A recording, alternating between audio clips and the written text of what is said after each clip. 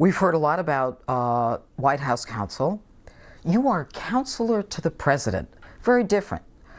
Don McCann is White House counsel. Your job is very different. Yes. Very unusual. You're sitting in an office, which I'm yet to decorate. I'm terrible. I can't decorate, design, or draw anything. So, but I'm sure my kids will start hanging things on the wall soon, Judge. But this is an office that was previously occupied by Valerie Jarrett, very close, if not the closest advisor to President Obama. And before her, Karl Rove. And before that, here's a great piece of trivia, First Lady Hillary Rodham Clinton. Remember, she famously had an office in the West Wing, even though the East Wing is where the First Lady's office is. So the significance of that is that you are very close to the Oval Office. Yes. How far is that? Well, more importantly, I'm very close to the president. I think we're in close. Well, it's a floor below. He's right below. Do you have like a winding staircase? Is No, this but like I can get there in. Scandal, I can get there. roll down? I can get there in 12. I can get there in 12 minutes. Scandal's one of the only shows I watch on TV. I can get there in 12 minutes, 12 seconds. I can get there in 12 seconds. I've done it in 3.5-inch heels. I'll show you. What's it like the first time you came in? Let's talk about personal. First time you came in, did you go, oh my God, this is so history. This is so historical. You do feel the gravity and the enormity, but also the humility that comes with something like this. You know, I was raised by a single mom in a wonderful house of Italian women. And I think that it's the American dream writ large in many ways, but I think Donald Trump's ascendancy to the presidency is the American dream writ large.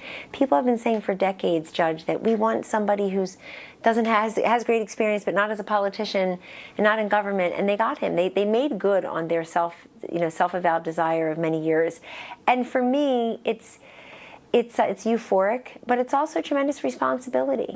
When I was a DA, I was the first woman DA.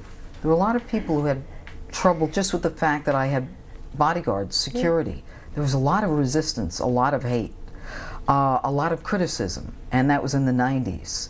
What is it like for you now? You know, there's Sean Spicer, he's in front of cameras, and Reince Priebus, and yet you're the one that people are focused on. Why do you think that is? Why do you need round-the-clock security? Well, there have been threats to me and my family, and I have 4 small children, 12, 8, and 7, who don't deserve to be a target of anything but love and affection and to have a normal childhood like anyone else. And it turns out that there are people who have a problem with women in power, and many of them are women, unfortunately. I mean, look at the ridicule I faced by wearing a Gucci coat to Donald Trump's inauguration. I have to laugh because he thought it was a beautiful coat. I got lots of compliments on it at the Pentagon. Kellyanne, you worked so hard for so long. First woman to get a president elected. You're not entitled to wear an outfit that you think is patriotic. Whose business is it? Well, frankly, it's no one's business, and that's one thing I want everybody to know. They all pretend that they're so independent-minded and we're such part of the sisterhood and we're all locking arms together, and it turns out it's not true. And I very tongue-in-cheek said to a reporter this week, hey, I apologize to the black stretch pants wearing women of America for adding a pop of color and panache to the inauguration. Yeah, red, white, but they and made blue fun of me, while we're everything at it. from Paddington Bear, you should be a Barbie doll too. But I just want them to know you're wasting your breath, because there's no way anyone is going to redefine or unravel me in 140 characters or less. Why do women feel better about themselves by putting someone down? We really have to reflect upon that. And I reflect upon it less as counselor to the president because it's not relevant. I reflect on it as a mother of 3 daughters who are 12, 8, and 7. And I've been trying to teach them, be impervious to your naysayers and critics and just focus on who you are and what your value is. And it's just so ironic to me that we spend billions of dollars a year on self-help books and strategies for self-growth and everything. How about just being kinder to each other? How about just being a better friend? Listen, you want to walk around in your yoga pants all day? That's your business. But don't insult me just because I added a little class to the inauguration. What about your kids? Are you worried about them? I'm a mother, of course I'm worried about them. I'm an Italian mother, of course I'm always worried about them. Janine, eat more, honey. Brush your teeth. Say your prayers.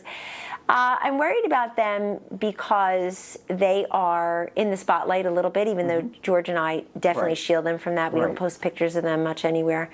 And they're big Trump fans. They've met the president, of course, and I think they really feel the blessing of being able to know what their mom's, what their mom's role is as part of this team.